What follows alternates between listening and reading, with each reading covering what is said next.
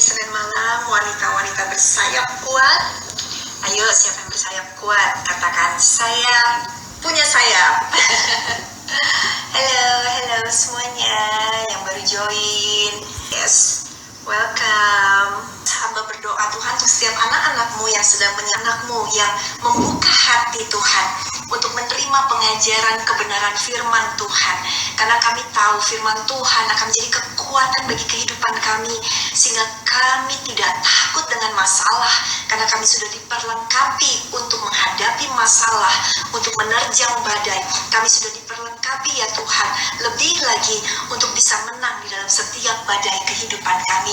Terima kasih Tuhan, kami siap untuk belajar hanya di dalam nama Tuhan Yesus Kristus. Amin. Minggu lalu belajar tentang kita punya sayap ya, atau aku punya sayap. Masih ingat kan? Semua yang ikut minggu lalu, kita semua kembali taruh tangan kita di dada dan katakan, aku punya sayap. Aku punya sayap ya. Dan kita bahas minggu kemarin dari Yesaya 40 ayatnya yang ke-31. Tetapi orang-orang yang menanti-nantikan Tuhan mendapatkan kekuatan baru. Mereka seumpama Raja Wali yang naik terbang dengan kekuatan sayapnya. Garis bawahi, kekuatan sayapnya. Mereka berlari dan tidak jadi lesu. Mereka berjalan dan tidak menjadi lelah. Gimana bisa terbang tinggi di atas badai kalau sayapnya nggak kuat? Berarti kita juga punya sayap, aku punya sayap, dan sayap kita itu yang harus dikuatkan untuk bisa terbang tinggi di atas masalah kita. Oke. Kemudian, aku punya sayap. Sayap kita apa sih? Karena secara fisik kita nggak punya sayap. Kita bukan binatang, burung ya. Kita bukan malaikat, kita bukan pesawat terbang yang punya sayap. Tetapi ternyata Tuhan perlengkapi kita dengan yang namanya sayap. Sayap kita dikatakan adalah manusia spiritual kita. Yang dikatakan sayap kita di dalam 1 Petrus 3 ayat yang ketiga, perhiasanmu janganlah secara lahiriah, yaitu dengan mengepang-epang rambut, memakai perhiasan emas, atau dengan mengenakan pakaian yang indah-indah. Nah, yang lahiriah, yang kelihatan, itu bukan sayap kita. Jadi puji Tuhan kalau ada yang menyaksikan ini udah cakep, istilahnya udah suka dandan, rajin dandan atau pinter dandan ya. Ada yang mungkin ngelihat ini selalu kayak apa, modis banget, kemudian pakaiannya bagus-bagus, punya uang untuk beli baju bagus-bagus gitu. Tapi ingat, itu bukan sayap kita. Itu bukan yang akan bikin kita kuat. Pakaian kita nggak akan menentukan kekuatan kita di dalam badai. Rumah kita, uang kita, apalagi ya, dandanan kita tidak akan menentukan kekuatan kita di dalam badai. Tetapi yang menentukan kita bisa kuat di dalam badai adalah kecantikan kita yang ada di dalam. Lanjut di dalam 1 Petrus 3 ayat yang keempat. Tetapi perhiasanmu ialah manusia batiniah yang tersembunyi dengan perhiasan yang tidak binasa, yang berasal dari roh yang lemah lembut dan tentram. Nah, berarti ini dia, sayap kita bukan yang kelihatan. Jadi jangan takut kalau kita adalah seorang wanita yang mungkin nggak kaya ya, karena sayap kita nggak ditentukan dari kekayaan kita. Jadi kalau yang datang hari ini atau yang ada yang nonton hari ini dan berkata, aku nggak cakep, jangan takut, itu bukan sayap kita, itu cuma bonus. Nanti saya akan sampai kepada situ. Ya saya masuk aja deh sekarang. Kenapa? Karena itu cuma hal yang di luar. Istilah gini, kalau burung itu punya sayap kan.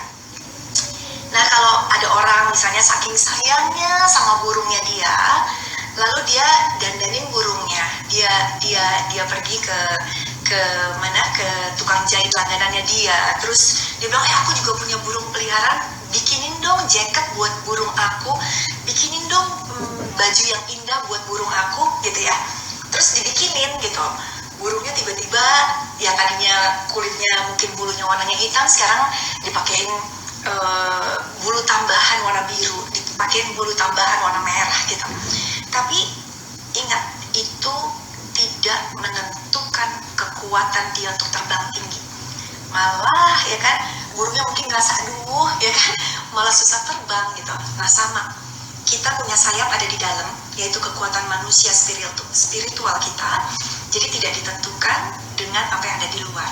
Kemarin waktu hari Sabtu kita udah bahas, it's okay untuk cantik, it's okay untuk punya baju bagus, nggak apa-apa, saya nggak against itu. Tetapi itu bukan yang utama, karena yang utama adalah yang di dalam.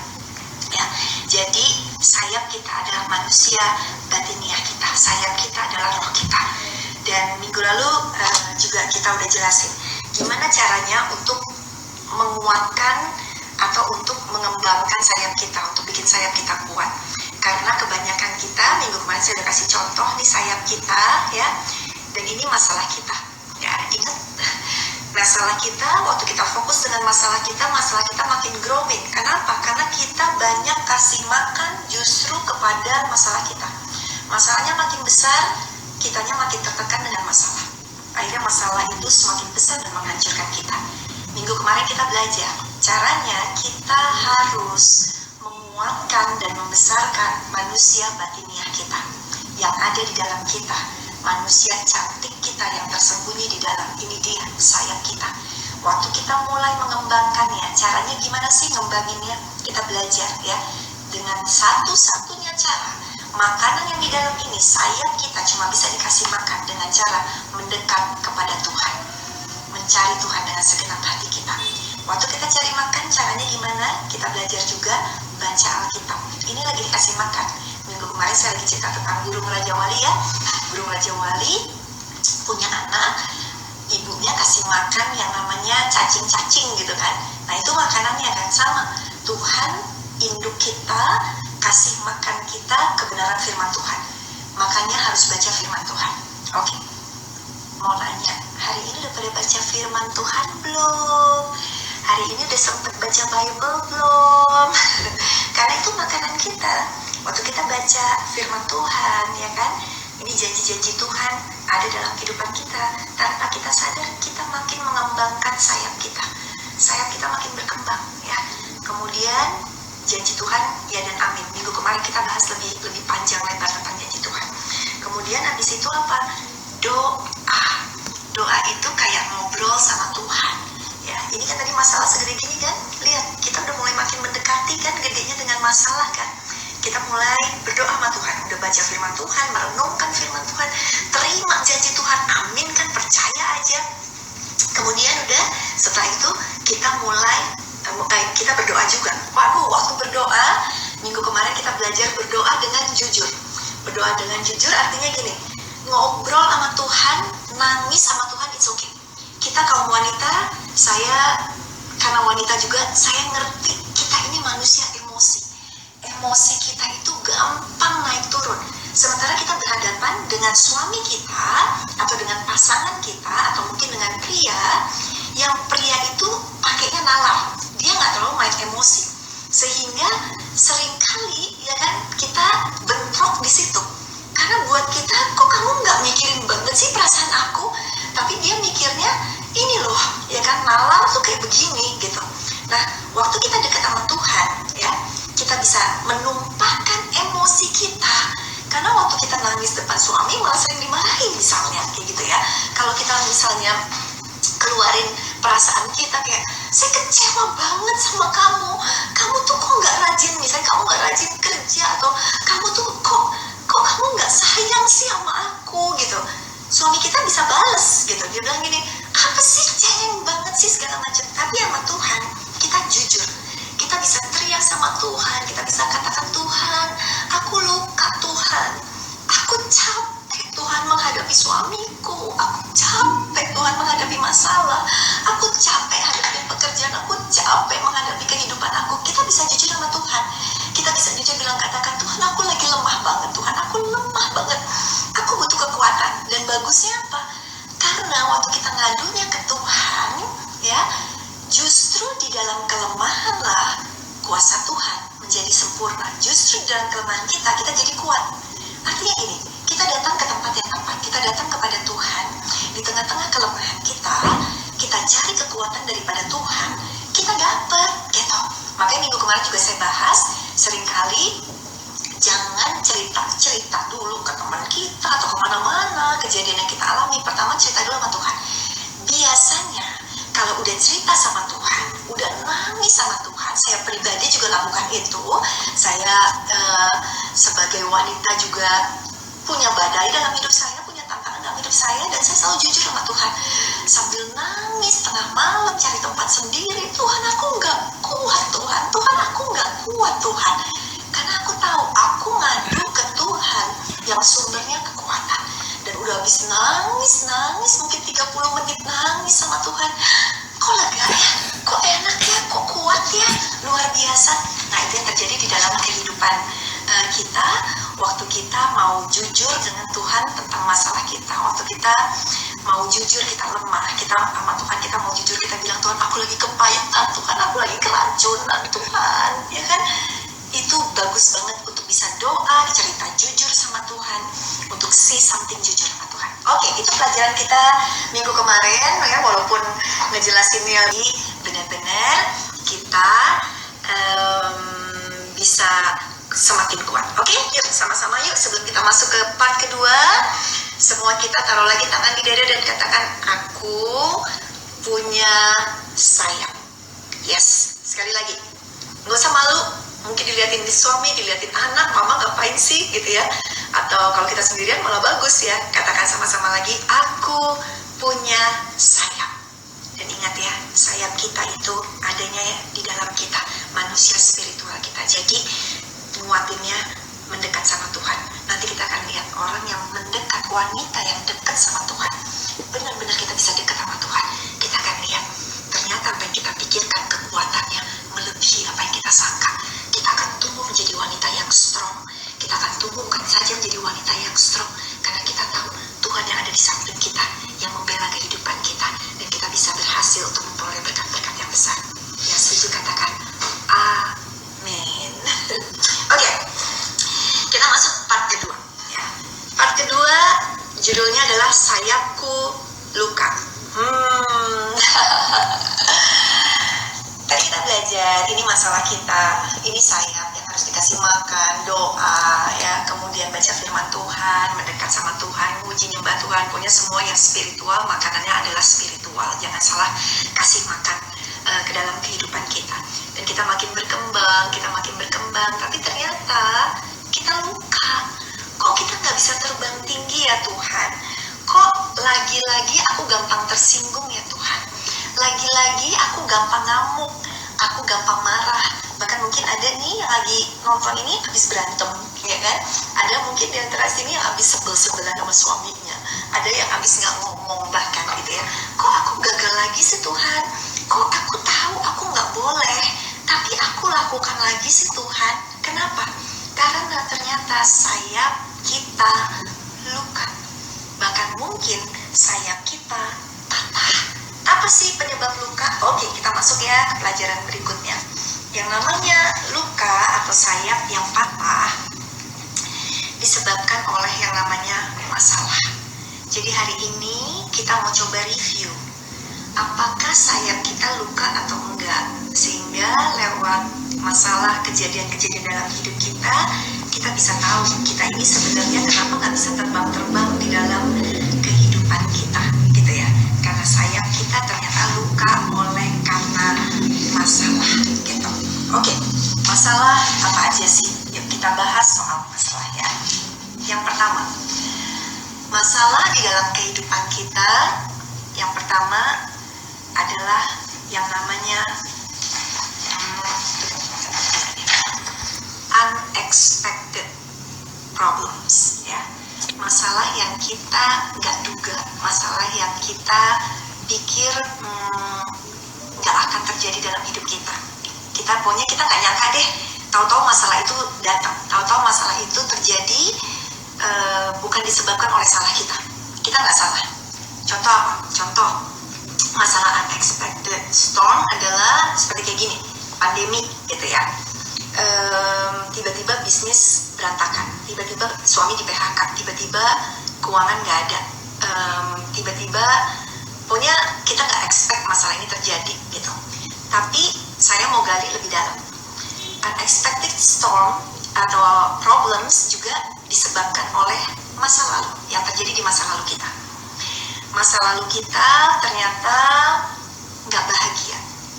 Masa lalu kita ternyata kita dilahirkan mungkin dari pernikahan yang tidak diharapkan, alias di luar pernikahan. Kemudian papa tinggalin kita cuma dibesarin sama mama. Mungkin masalah yang terjadi dalam kehidupan kita, keluarga sih utuh, tapi orang tua ngedidik kita itu kasar banget, gak fair banget, pilih kasih banget gitu. Terus kok papa miskin ya, susah ya. Kita tuh sama keluarga besar tuh dicemooh, nggak dianggap, sama tante apalagi gitu ya. Kemudian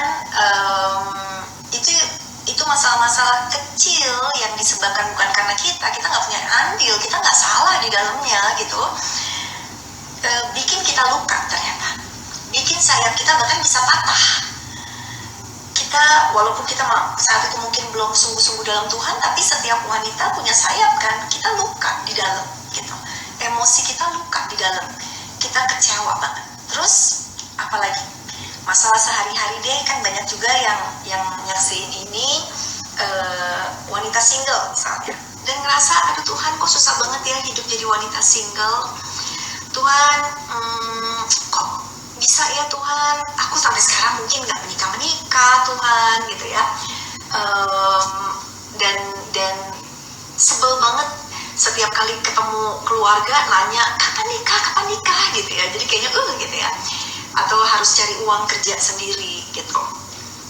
Terus suami istri nih ya, suami istri paling banyak kan juga menyebabkan masalah di dalam pernikahan gitu.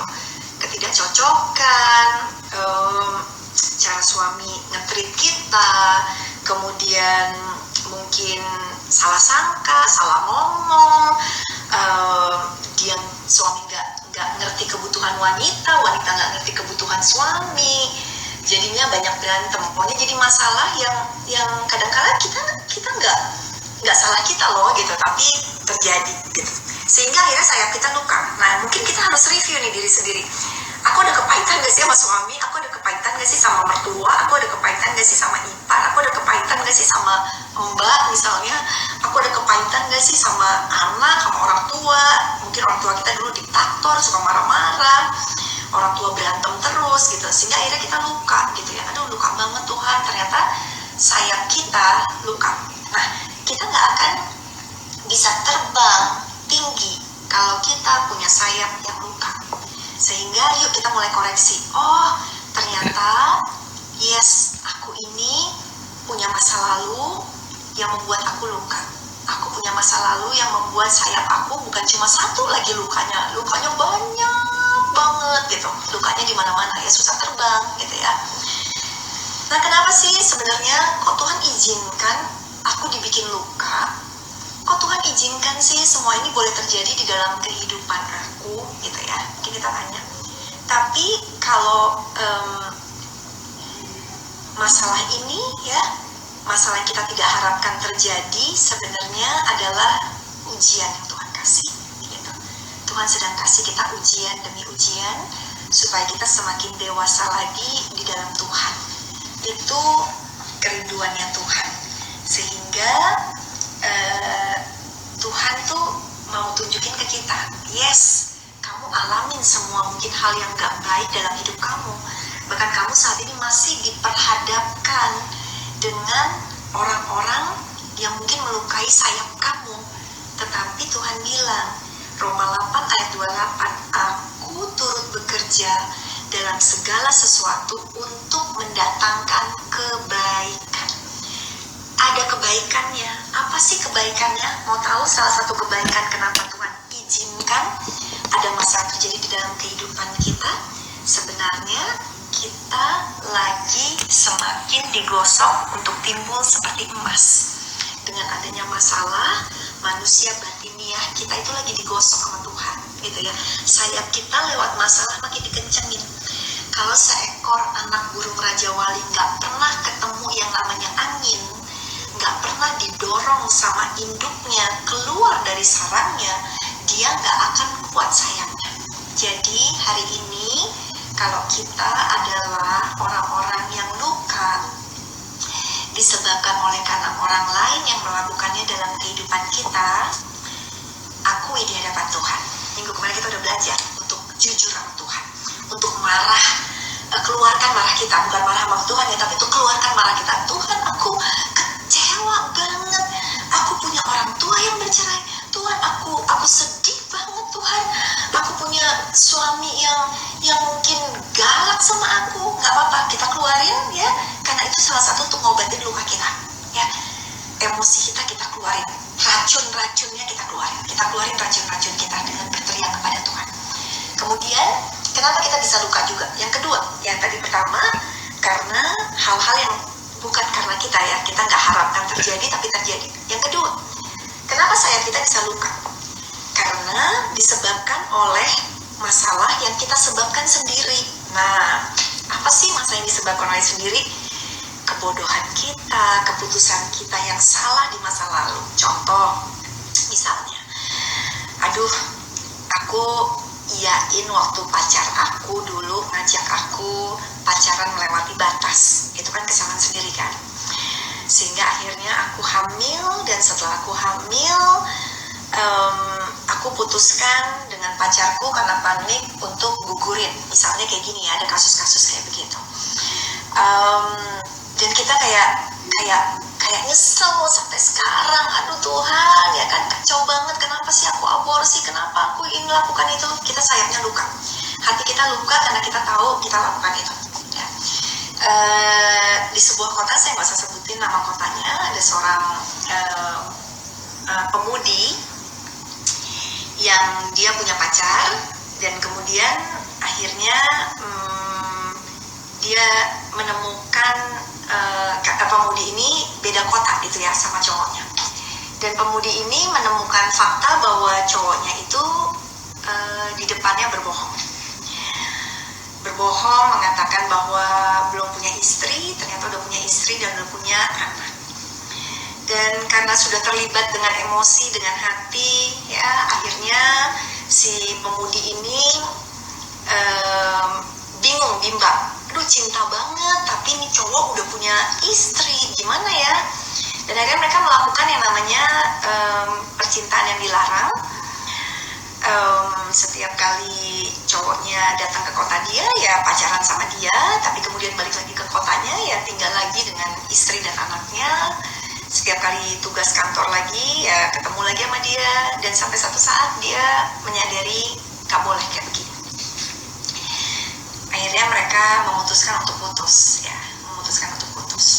Dan pada saat mereka putus, mereka memutuskan malam itu mereka bukan merayakan ya, mengingat momen ini sebagai momen terakhir dalam hidup mereka, karena mereka akan putus, dan cowok ini kembali kepada keluarganya gitu. Dan mereka bikinnya di hotel, di kamar, hal yang sering udah mereka lakukan tentu aja. Dan wanitanya berkata, dan malam itu kami rayakan dengan tidur bersama terakhir kalinya. Udah putus. Apa yang terjadi? 2 bulan kemudian wanita ini find out dia hamil. Salah siapa? Ya salah sendiri, ya kan? Salah dia. Karena dia yang willing, dia yang mau untuk tidur dengan cowoknya dia itu.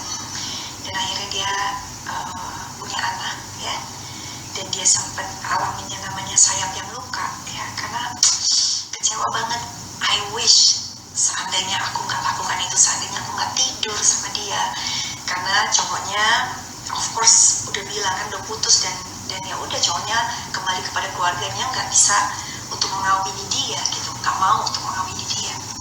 Dan itu kesalahan pribadi. Dan berapa banyak dari antara kita juga yang punya luka di dalam hidup kita karena kita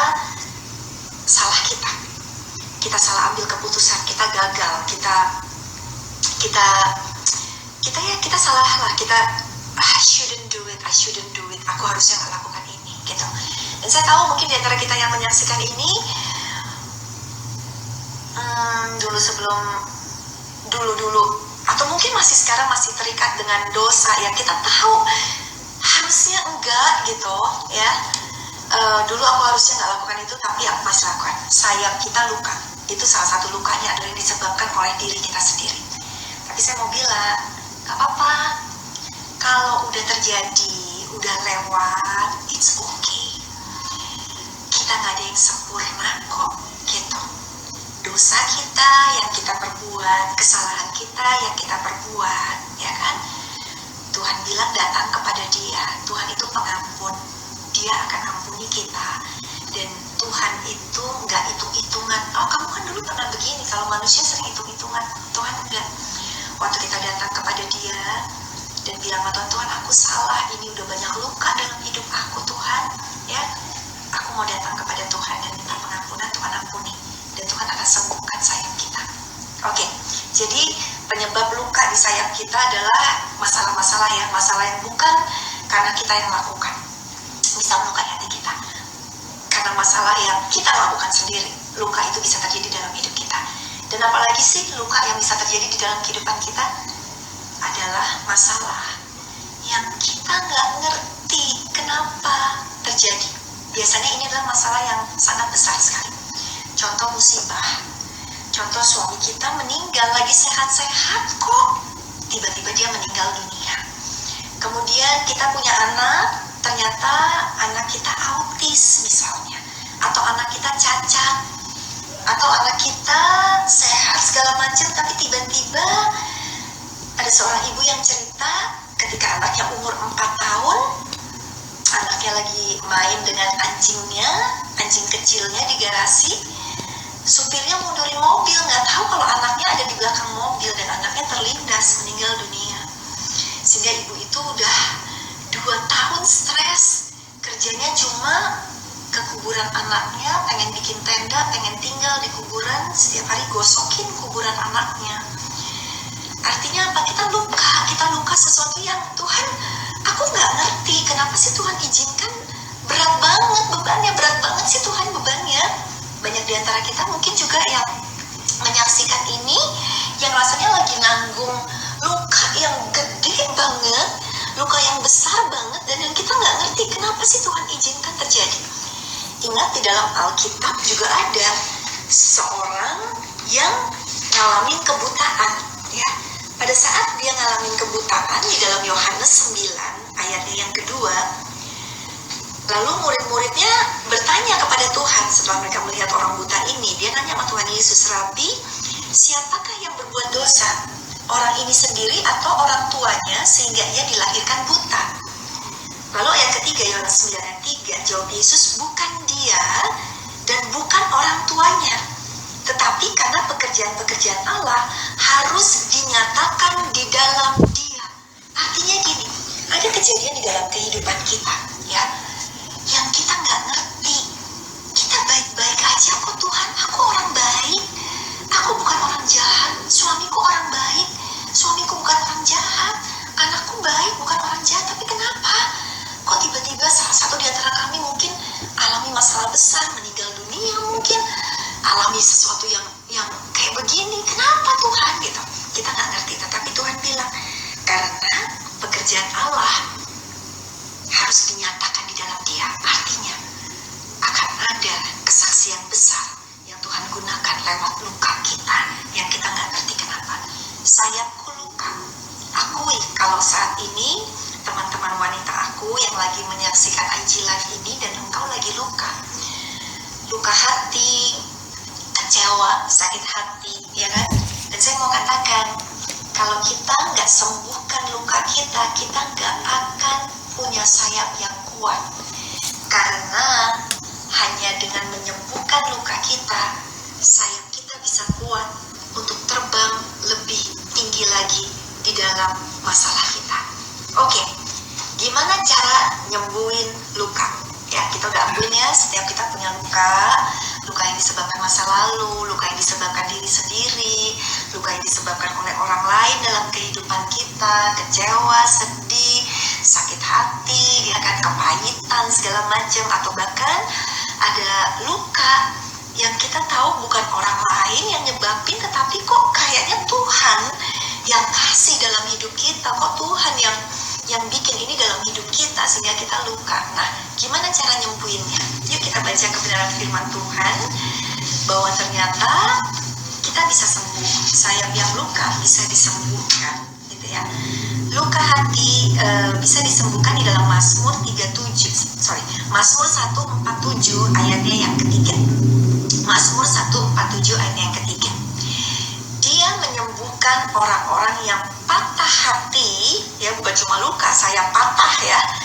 Dia menyembuhkan orang-orang yang patah hati dan membalut luka-luka mereka. Kita akui, sayap kita patah, sayap kita luka. Dalam kehidupan saya juga ngalamin yang namanya momen di mana saya pernah patah sayap saya pernah luka sayap saya, tetapi obatnya datang kepada Tuhan. Karena Tuhan dikatakan Dia menyembuhkan orang-orang yang patah hati dan membalut luka. Saya jujur, saya akui di hadapan Tuhan pada saat saya ngalamin patah luka saya katakan, Tuhan, aku luka dan aku gak mau luka ini menghancurkan kehidupanku. Karena kalau luka didiemin, ya, luka sayap didiemin, luka kecil akan melebar. Luka yang kecil akan menjadi semakin besar. Bisa bayangkan kalau seekor burung lukanya nggak disembuhkan, kemudian makin besar lukanya dan menutupi semua sayap dia akan semakin nggak bisa terbang. Kenapa kita semakin nggak bisa terbang dalam hidup kita? Kenapa kita makin malah seperti dunia, karakter kita, sifat kita, apalagi menghadapi suami, menghadapi orang lain, ya kan? Karena sayap kita luka. Tapi kalau sayap kita udah sembuh, ya, kita akan lakukan firman Tuhan. Waktu orang berbuat jahat sama kita nggak akan balas dengan kejahatan. Tapi orang yang luka, ada luka di sini, kena ditepuk, gitu ya. Dia akan teriak, dia akan lawan, dia akan tonjok kalau perlu orang itu. Kenapa? Karena sakit banget, luka banget. Tapi kalau kita udah punya luka sembuh, ada scar itu ada bekasnya.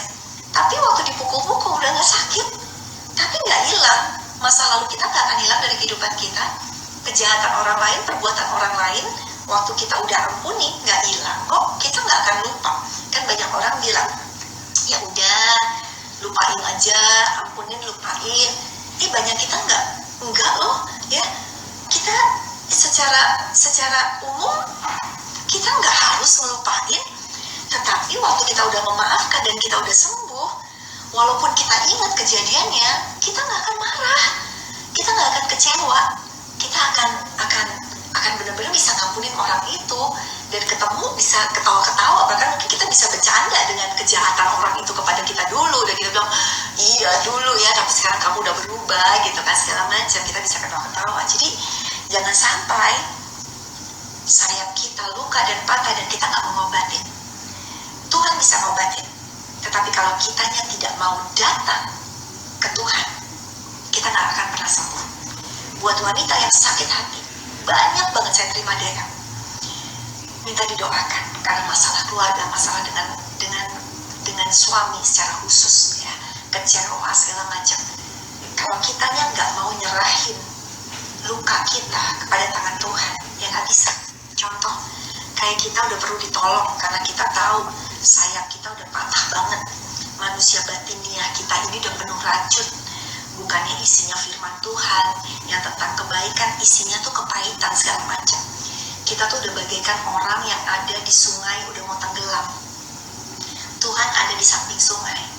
Dan Tuhan bilang, nak, aku tolong kamu. Waktu Tuhan ulurkan tangan, yang harus kita lakukan adalah apa? Mengulurkan tangan kita juga untuk terima pertolongannya Tuhan. Tapi kalau banyak di antara kita paling senang nyimpan kepahitan, kita paling senang nyimpan masa lalu, dan kita nggak pernah mau mengampuni. Dan kita bilang, gak bisa Tuhan, kalau yang ini terlalu berat, terlalu susah. Saya mau katakan, apapun beratnya masalah kita, apapun sulitnya tantangan dalam hidup kita, apapun yang pernah terjadi dalam hidupmu saya mau katakan, ada orang lain di luar sana yang ngalamin 10 kali lipat. Engkau berkata suamimu jahat. Ada wanita di luar sana yang suaminya 10 kali lipat lebih jahat dari suamimu. Ada kita yang menyaksikan ini dan berkata, aduh, pokoknya mertua aku yang paling rese. Saya mau katakan, ada wanita di luar sana yang mertuanya resenya 10 kali lipat. Ada orang yang bilang, aduh, masa lalu aku udah hancur deh, mama papa aku cerai. Ada orang yang masa lalunya 10 kali lipat lebih sadis dari kehidupan kita, gitu. Artinya begini, ada orang di luar sana, wanita-wanita yang sampai hari ini masih bertahan kuat. Padahal mungkin dari kecil orang tuanya udah gak ada, orang tuanya mungkin udah meninggal dunia, dia harus berjuang sendirian. Bisa, kenapa? Karena sayapnya kuat. Hari ini yuk kita belajar untuk punya sayap yang kuat, ya, supaya hidup kita bisa jadi berkat yang luar biasa. Oke? Dia menyembuhkan orang-orang yang patah hati dan membaluh luka-luka mereka. Dan satu ayat lagi, Matius 12 ayatnya yang ke-20. Buluh yang patah terkulai, buluh, tahu kan buluh itu setangkai bulu gitu ya. Buluh yang patah terkulai tidak akan diputuskan. Artinya gini, apapun kejelekan kita, apapun mungkin masa lalu kita yang buruk, Tuhan tuh gak pernah pandang Tuhan gak pernah pandang kita buruk. Kita berharga banget di hadapan Tuhan. Tuhan mau bikin kita, Tuhan mau menyembuhkan luka kita. Asal syaratnya akui dan mau lepaskan. Ayo lepasin, ayo lepasin, supaya kita bebas dari luka kita. Datang ke dokter, ya. Jangan kita cuma, oh ya saya jadi ingat, ya. Oke, ada yang nanya ayatnya ya. Kita tadi dan membalut luka-luka mereka, itu Mazmur 147 ayat yang ketiga. Kalau buluh yang patah terkulai tidak akan diputuskannya, itu Matius 12 ayat yang ke-20. Kalau bicara tadi tentang murid-murid Tuhan Yesus, ya, yang bertanya, ya, saya baca lagi ulang ayatnya dari Yohanes 9 ayat yang kedua dan yang ketiga, ya, tadi ya. Oke, saya pernah punya pengalaman kayak gini. Suami aku tuh tiba-tiba kayak ada bisul kecil di paha dia. Terus begitu udah, tapi nggak ke dokter, gitu. Cuma didoain, ya udah pasti dong kita doain. Terus cuma dikasih salep aja. Ternyata nggak sembuh-sembuh, malah makin gede. Waktu dia jalan, dia makin rasa, kok susah banget ya untuk jalan, kok nggak enak banget untuk jalan, kata dia. Apa yang harus kita lakukan? Ke dokter. Kalau kita nggak ke dokter, ya, kita nggak akan sembuh, malah makin besar. Dia pun begitu, udah gede banget, segede telur gitu ya. Terus begitu deh, waktu dibawa ke dokter, apa yang terjadi? Dokternya belek lukanya dan katakan, aduh Pak, ini nanahnya udah masuk ke dalam. Untuk Bapak cepat-cepat ke sini. Kalau didiemin Pak, nanahnya bisa masuk ke tulang, ya kan? Dan bisa loh, ada satu pasien saya sampai diamputasi. Dengarkan, kalau kita nggak mau nyembuhin luka dalam kita, luka spiritual kita, luka emosi kita, lama-lama bisa bernanah dan lama-lama bisa diamputasi. Jangan ya. Jadi hari ini yang dengerin ini, ya, setiap kita nggak lepas dari kekecewaan dalam hidup kita, tapi jangan pernah untuk nggak ngampunin orang lain. Kenapa? Yang rugi kita, karena sayap kita enggak akan bisa kuat kalau ada luka di sayap kita. Apalagi yang patah, ayo betulin, kuatkan lagi, sembuhkan sayap yang patah tersebut. Saya punya pengalaman pribadi tentang kepahitan. Ternyata pendeta juga bisa kepahitan. Jadi ceritanya, kejadiannya ini sebelum saya menikah. Ada seorang wanita di gereja kami, ya, kita udah bergereja, udah balik ke Jakarta. Ada seorang wanita di gereja kami, saat itu di gereja, maksudnya di gereja dulu awal saya datang ke Jakarta, ya. Dia itu punya teman baik yang single gitu. Dan dia tuh kepengen banget teman baiknya tuh dapet cowok gitu. Tapi salahnya adalah dia ngejodohin teman baiknya dengan calon suami saya gitu. Jadi saya sebel banget sama dia. Kenapa orang udah jelas-jelas saya calon suami saya itu pacar saya yang akan kita menikah kok gitu. Dan saya pacaran dengan suami saya udah saat itu udah 8 tahunan gitu kan.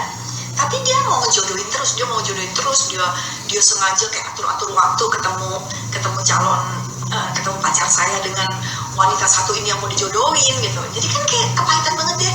Dan bukan soal itu aja, memang wanita ini juga mulutnya tuh kasar gitu. Kalau ngomong tuh sembarangan banget, sering nyakitin hati, terutama nyakitin hati saya karena memang tujuan dia adalah nyakitin hati saya. Sayap saya nggak kuat saat itu ya, masih belum kuat. Ini kejadiannya saya nikah udah 23 tahun, berarti waktu itu mungkin udah kejadian ini sekitar 25 tahun yang lalu deh gitu ya. Terus udah gitu deh, saya masih belum kuat sayapnya, jadi gampang kena luka. Dan saya terluka dan saya sebel banget sama cewek ini gitu ya. Saya kesel banget sama cewek ini yang tanpa saya sadari ada di dalam saya. Luka itu ada di dalam saya, sayap saya luka dan saya diamin. Setiap kali saya ketemu dengan wanita itu, tahukah kita dengarkan ya, kalau kita yang punya pelihara luka itu akan makin besar. Kenapa? Karena ngelihat wajahnya aja kita sebel luar biasa. Kita makin melukai luka kita, makin memperlebar luka kita. Jadi hati-hati di sini. Yang sebel sama suami, yang kepahitan sama orang lain, ya kalau nggak mau ngampunin, ngelihat mukanya, denger namanya aja, luka kita makin lebar. Jadi nggak boleh luka itu didiamin. Terjadi sama saya. Saya tahu firman Tuhan, ya walaupun saat itu saya belum jadi pendeta. Saya tahu firman Tuhan. Saya tahu harus ngampunin, tapi nggak bisa ngampunin. Kenapa? Karena setiap kali hari Minggu ke gereja ketemu dia lagi dan nyebelin banget gitu nih orang. Singkat cerita akhirnya saya belajar untuk memulihkan luka saya. Ya udah deh Tuhan gitu ya, tapi sambil sebel. Tiap minggu sebel lagi, tapi ketemu firman Tuhan lagi, ya udah gitu ya. Singkat cerita ternyata saya izinkan sayap saya ada luka. Saya menikah akhirnya dengan suami saya ya. Dan tanpa sadari dalam pernikahan saya tetap punya sayap yang luka dengan wanita tersebut. Singkat cerita lagi, saya punya anak ya, berarti itu kan kejadiannya udah sekitar 2-3 tahun, 4 tahunan saya menyimpan luka karena perbuatan wanita itu tersebut dalam kehidupan saya.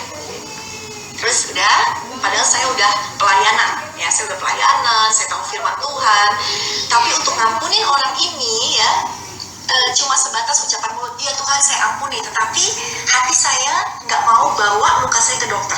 Hati saya nggak mau bawa luka saya ke Tuhan dan benar-benar putusin luka tersebut, sembuhin luka tersebut, nggak mau gitu ya. Karena setiap kali ngeliat mukanya lagi sebel lagi. Udah singkat cerita, kira-kira di tahun keempat, tahu nggak apa yang terjadi? Saya tetap teriak sama Tuhan, Tuhan aku tahu aku nggak boleh simpan luka. Aku tahu luka ini akan membuat aku nggak bisa terbang. Luka ini akan membuat aku menjadi wanita yang lemah Tuhan. Aku tahu Tuhan, tolong aku. Dan pelajaran minggu kemarin ya, jujur dengan Tuhan, itu yang selalu saya lakukan. Saya teriak sama Tuhan, Tuhan aku benci diri aku sendiri, kenapa aku gak bisa lepasin luka ini. Untuk itu Tuhan aku datang sebagai orang yang lemah, datang kepada Tuhan sumber kekuatan, karena di dalam kelemahanku lah kuasa Tuhan menjadi sempurna, aku jadi kuat. Tuhan dengar loh teriakan aku, Tuhan dengar teriakan kita ya. Tuhan tahu kalau anaknya mau sembuh. Tuhan tahu kalau anaknya datang kepada dokter di atas segala dokter untuk minta sembuhin lukanya. Karena saya tahu saya nggak mau simpen kepahitan kepada siapapun juga.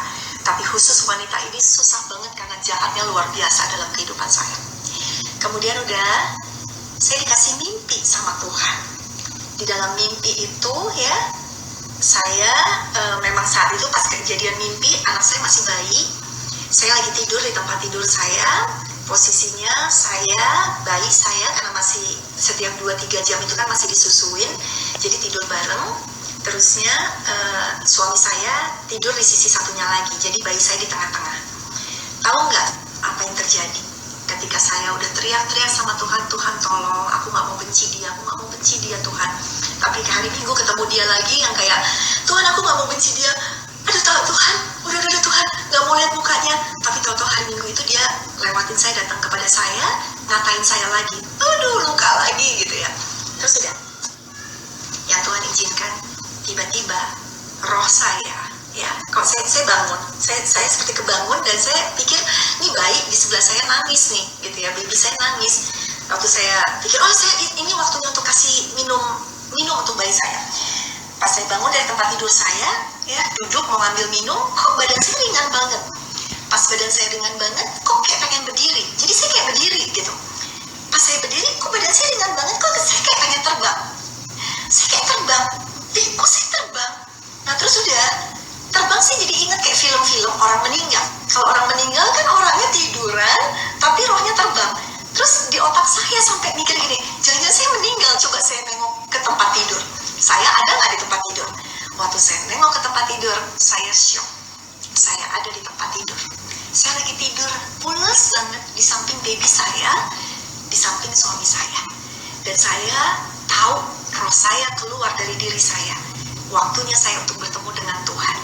Saya makin naik, benar-benar saya ninggalin rumah saya nembus dari atap, saya bisa lihat rumah saya bisa lihat yang namanya daerah tempat tinggal saya, rumah-rumah makin kecil, saya tiba di awan, saya tiba di awan-awan.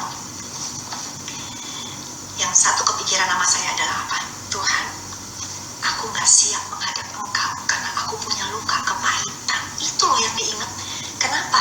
Karena saya tahu waktu saya setelah kenal Tuhan, ikut Tuhan, menikah, kemudian kita mulai pelayanan, ya, saya udah coba untuk melakukan selalu yang baik, gitu ya. Tapi saya tahu orang kepahitan tidak bisa ngampunin orang lain. Tuhan bilang, aku juga gak bisa ngampunin dosamu. Jadi itu poin terbesar dalam hidup saya. Yang saya tahu yang akan menghalangi saya masuk ke surga adalah kepahitan. Sehingga saya teriak-teriak ketika saya tiba di awan-awan sendirian. Semuanya cuma awan.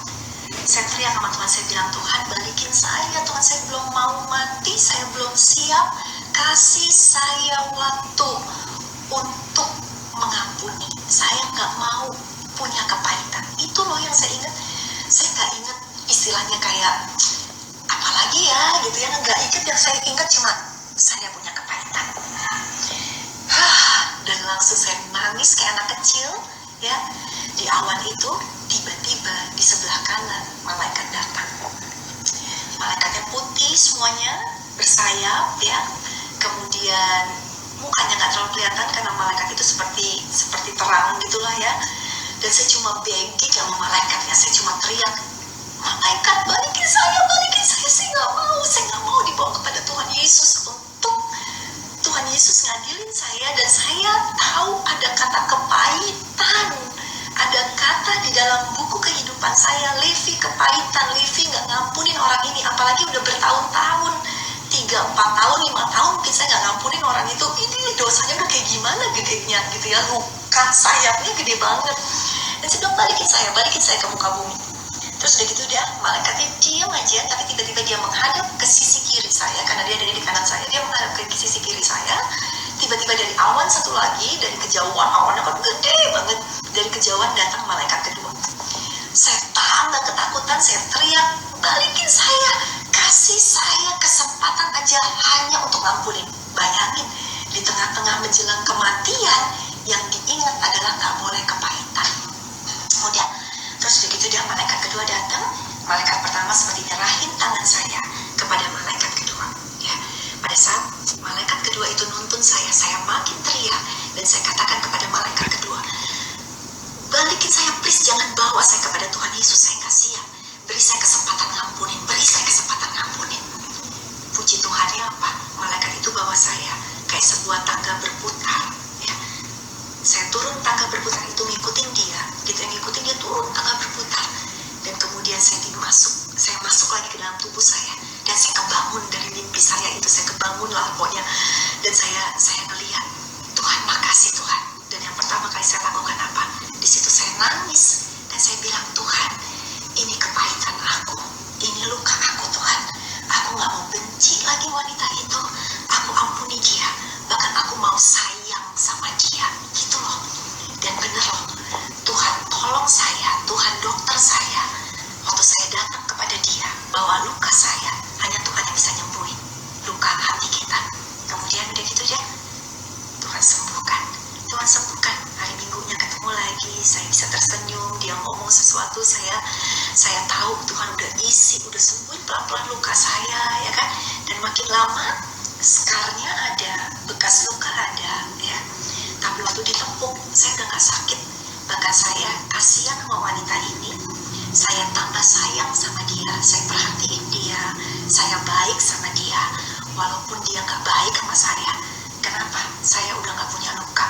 Jadi bersyukur kalau kita pernah ngalamin yang namanya luka, pernah ngalamin kepahitan, ngalamin masalah dalam kehidupan kita. Dan bersyukurlah kalau kita lihat, mungkin dalam hidup kita lukanya udah sembuh, nanti akan ada skar. Skar itu adalah, tadi udah saya katakan, skar itu adalah justru waktu saya lihat skar saya, itu bukan tanda saya pernah disakiti, bukan tanda saya pernah gagal, bukan tanda saya pernah dikecewakan, tetapi skar saya adalah tanda saya pernah menang atas masalah yang terjadi dalam hidup saya. Jadi hari ini setiap kita punya sayap yang patah, setiap kita punya sayap yang luka, masa lalu, kepahitan, masalah sekarang dengan suami kita atau dengan ini ada bapak-bapak yang dengerin ya, dengan pasangan hidup kita, dengan anak kita, dengan orang tua kita, ya. Dengarkan baik-baik. Fokus kita sekarang seperti pelajaran minggu lalu, jangan fokus dengan masalah, karena masalah kita udah gede kan. Kalau kita fokus sama masalah nih, tambah gede masalahnya, nutupin kan kita. Fokus kita adalah menyembuhkan luka kita. Fokus kita menguatkan sayap kita sekarang. Waktu kita mulai sembuhin, ya, ini masalah. Masalah makin difokusin makin gede, makin nggak difokusin makin nggak gede. Yang sekarang kita fokusin adalah menguatkan sayap kita, nyembuhin sayap kita. Nih, mulai datang kepada Tuhan, bilang, Tuhan, dengan jujur, seperti pelajaran minggu lalu, aku luka banget, aku pahit banget, aku benci banget Tuhan, aku kecewa banget Tuhan, aku lemah banget.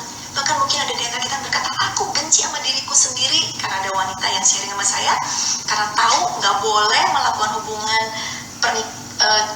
seksual di luar pernikahan, tapi aku lakukan lagi, aku benci, aku benci sama diri aku pengen nggak mau lagi tapi nggak bisa. Nggak apa-apa, jujur sama Tuhan, aku benci diriku, aku keluarin dulu, yang penting keluarin dulu gitu ya. Keluarin dulu semua racun-racun kita, keluarin dengan jujur sama Tuhan. Nggak apa-apa jujur ya. Pelajaran minggu kemarin nggak boleh dengarkan ya, jangan cerita masalah kita ke orang yang salah. Cerita dulu pertama ke Tuhan, karena dengan cerita pertama ke Tuhan udah ngurangin 50% keinginan kita untuk cerita sama orang ya. Kemudian kalau keinginan itu untuk cerita sama orang masih ada 50% ya, cari orang yang bisa dipercaya, cari sahabat rohani, jangan sama semua orang gitu ya. Oke, singkat balik lagi, fokusnya jangan di masalah sekarang, fokusnya sembuhin dulu yuk. Buat kita yang lagi kepahitan, buat kita yang lagi sakit hati, buat kita yang sayapnya luka, kita gak akan bisa terbang loh di atas masalah, kita gak akan bisa loh meraih hal-hal luar biasa yang ada di depan kita kalau sayap kita luka. Jadi harus sembuhin dulu, fokusin menyembuhkan sayap kita, mendekat sama Tuhan. Akui dengan jujur kita punya kepahitan, akui dengan jujur setiap luka-luka di dalam kehidupan kita. Perhatikan, waktu luka kita serahkan kepada Tuhan. Nah, mulai sayap kita akan sembuh, mulai sayap kita akan kuat, mulai sayap kita akan berkembang, ya kan? Dan lihat nih, masalah segede gini ya, lihat kita mulai bertumbuh ya kan? Dan kita akan semakin kuat, dan kita akan sanggup untuk mengalahkan setiap masalah di dalam kehidupan kita. Jadi hari ini ya, saya seorang wanita juga, kita wanita itu memang banyak main emosi, sehingga sedikit aja ada kata-kata salah mungkin dari suami kita udah bikin kita luka, sedikit aja mungkin ada, apalagi ada wanita yang sensitif ya kan, orangnya kayak, makanya orang bilang, ih gampang banget sih tersinggung gitu ya. Makanya kita lagi mau kuatkan ya manusia batinia kita mau sembuhkan. Saya tahu ada di antara kita hari ini yang ngalamin, yang masih punya luka, yang masih punya kepahitan luar biasa. Kalau ini sembuh, nanti kita belajar ya untuk minggu-minggu, untuk kedepannya kita mau belajar lagi part-part berikutnya. Dahsyat banget deh. Kita terbang lebih tinggi luar biasa, dahsyat banget. Kenapa? Karena manusia batinnya kita makin kuat, kita makin gak takut sama masalah. Dan waktu Tuhan kasih masalah yang lebih besar, dahsyat banget, kita malah terbang lebih tinggi, gitu ya. Oke, ya semua mau didoain ya. Bagi yang luka hati, pokoknya semuanya yang punya luka ya, yang punya luka di sayapnya, yuk kita satu hati sama-sama, taruh tangan kita di dada, kita percaya kita lagi datang kepada dokter di atas segala dokter, yaitu Tuhan yang menyembuhkan kita. Karena Tuhan berjanji Dia membalut setiap luka-luka hati, dan Dia juga menyembuhkan orang yang patah. Tuhan katakan seperti itu, bahkan bulu yang patah terkulai tidak pernah akan diputuskan oleh Tuhan. Oke, banyak ya yang minta didoain. Amin, amin, amin ya. Oke, saya mau doain buat semuanya. Kekecewaan ya, masa lalu semuanya kita tahu, kita udah bahas ya tadi sama-sama ya. Oke, yuk kita satu hati di dalam doa ya. Tuhan Yesus, saat ini Tuhan, hamba berdoa Tuhan untuk setiap anak-anak-Mu, khususnya wanita-wanita-Mu Tuhan, yang sayapnya luka, yang sayapnya patah, yang punya luka batin, yang punya luka hati, yang pernah dikecewakan, mungkin dikecewakan oleh masa lalunya, dikecewakan oleh orang tua, dikecewakan mungkin untuk kejadian di masa dulu Tuhan, dikecewakan mungkin oleh mantan pacarnya, dikecewakan ya Tuhan Yesus oleh suami, dikecewakan oleh mertua, oleh ipar, oleh teman, dikecewakan oleh banyak kejadian di dalam kehidupan, sehingga luka Tuhan. Tetapi Tuhan, kami tahu luka yang didiamkan, luka itu tidak pernah akan mengecil. Luka yang didiamkan, luka itu justru akan semakin melebar. Luka yang didiamkan justru akan membuat sayap kami semakin lemah, justru membuat hidup kami semakin lemah. Untuk itu Tuhan, buat yang hatinya kepahitan saat ini, buat yang luka hati, buat yang kecewa dengan seseorang, Tuhan, kami bawa kecewa kami bawa luka hati kami ke dalam tangan Tuhan. Kami akui, kami kecewa Tuhan. Kami kecewa Tuhan. Sebutkan nama orang yang mengecewakan Engkau. Sebutkan nama orang yang mungkin telah membawa pisau dan melukai sayapmu. Sebutkan nama kejadian atau orang atau apapun juga peristiwa yang mungkin datang kepadamu membawa parang, membawa tombak, membawa golok, dan melukai sayapmu, melukai hatimu. Tuhan, Kau dengar Tuhan. Orang itu udah melukai sayapku Tuhan. Orang itu udah melukai hatiku Tuhan. Tapi Tuhan Yesus, aku bawa lukaku dalam tangan kasih-Mu Tuhan. Yes, aku benci orang itu. Aku marah sama orang itu. Yes Tuhan, aku kecewa sama dia. Kok tega Tuhan? Dia bikin aku terluka. Kok tega Tuhan? Tapi aku percaya Tuhan, aku percaya. Aku datang kepada Tuhan yang berkata, Tuhan bekerja di dalam segala sesuatu untuk membawa kebaikan. Luka aku akan membawa kebaikan. Ketika luka ini sembuh, akan membawa kebaikan. Tuhan, setiap sakit hati kami patahkan di dalam nama Tuhan Yesus Kristus. Setiap kekecewaan kami hancurkan di dalam nama Tuhan Yesus Kristus. Luka aku saat ini diobati oleh Tuhan.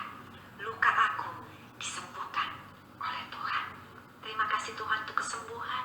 Terima kasih untuk obat yang Kau berikan ya Tuhan. Terima kasih Tuhan, Engkau dokter yang terbaik, yang aku percaya aku pasti sembuh. Sayapku yang luka pasti sembuh. Sayapku yang patah